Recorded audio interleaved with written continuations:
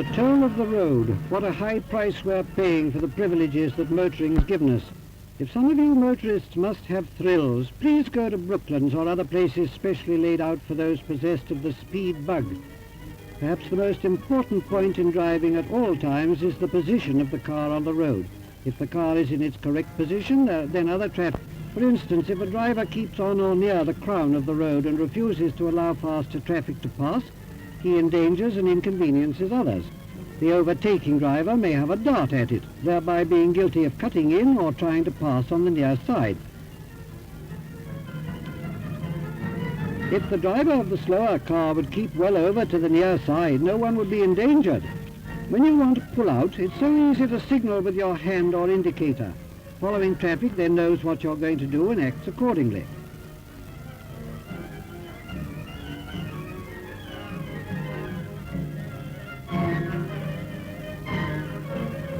Watch the indicator. This man signals right and then turns left and asks for trouble.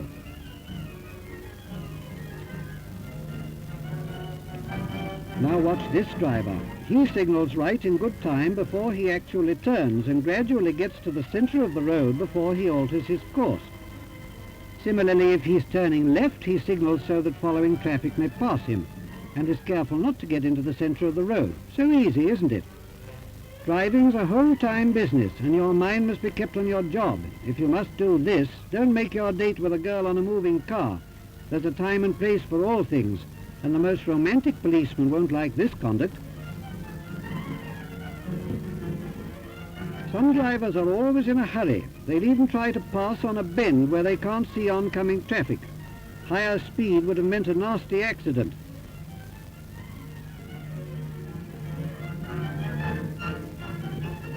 The same type of driver will pass on the brow of a hill. He can't see what's coming, yet blinds over, heedless of the consequences.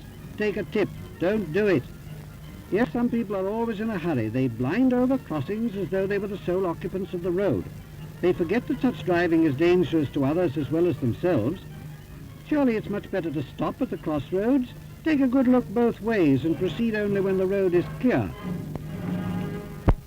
Here's another chap in a hurry. Did you ever see such madness, trying to pass on a narrow bridge and without being able to see what's coming? It's over the top and the best of luck with this fool. Such a narrow humpback bridge should be taken slowly, keeping well into the left.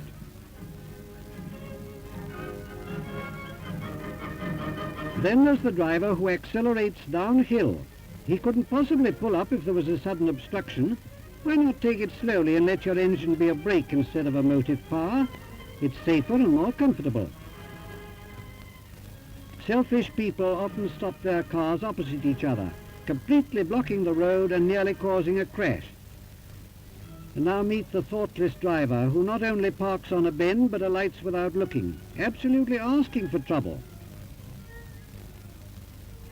Impatience is a bad fault. Why try to save seconds at the expense of lives?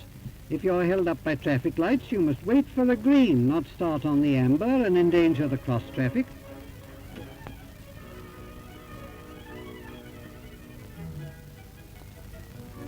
The course of true love will never run smoothly if when you see your best girl you pull up suddenly.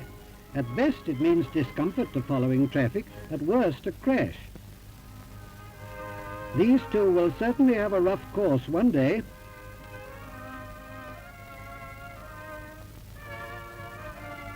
The worst of all offenders is the road hog who cuts in and endangers at least 3 vehicles. Watch again. Time is not everything on the road, but safety is. It's safety first and safety all the time.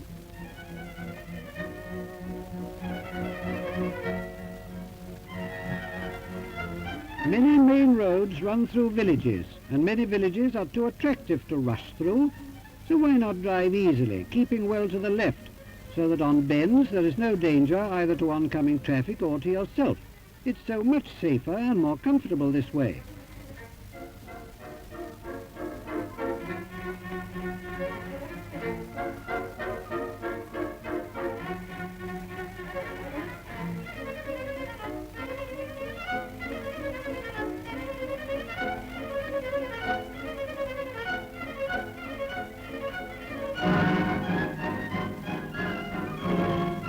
Here's a useful tip when you have to reverse in a narrow lane with soft ground at the side.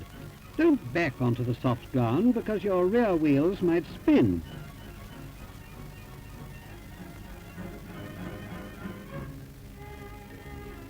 It's far better to go forward onto the soft ground and keep your driving wheels on the hard surface of the road.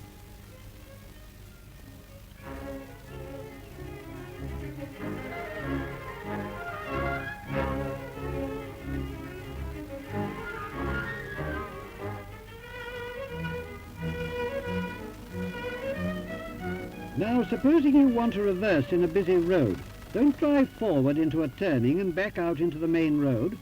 Drive past the turning and back into it. Then, after a good look both ways, you can proceed, facing the traffic.